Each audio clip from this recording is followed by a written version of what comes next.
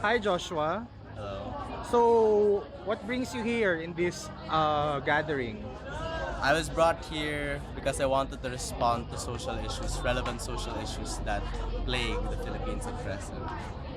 So, as a young student or as a young person, why should we abolish the PDAF or the pork barrel? Well, speaking from my perspective as a student from the University of the Philippines, we have, I think, a 1.43 billion budget cut. And that budget cut can actually be sufficed by money coming from the PDAF, particularly, especially from the PDAF from the President. 1 trillion pesos is enough to suffice for that 1.43 billion budget cut for the University of the Philippines, enough to solve particular issues that concern the University of the Philippines.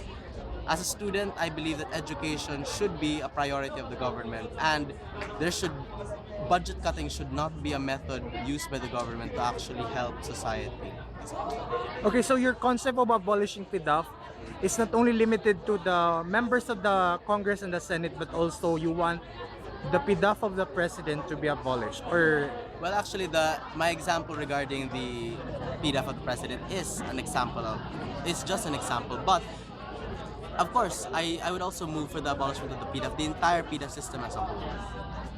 So Joshua, many students, many young people are still unaware or they seem to be apathetic with this issue.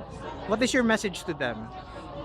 The key to social awareness is basically interest. If you want to be socially aware of issues, you just have to be interested. And basically, what use are you as a student if you won't be socially aware? Because the very reason why you're studying in the first place, especially if you're studying in state universities like UP, is so that you can help the country as a whole. So your very purpose for studying is to assist the society. Uh, Second to the last question, why should they be involved, or why is it in their best interest to get involved in these issues?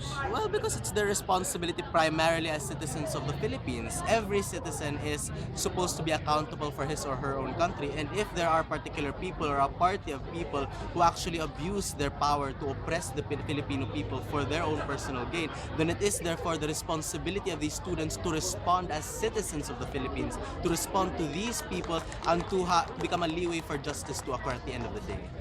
Lastly, what is your message to your fellow Filipinos, especially today we're celebrating National Heroes Day?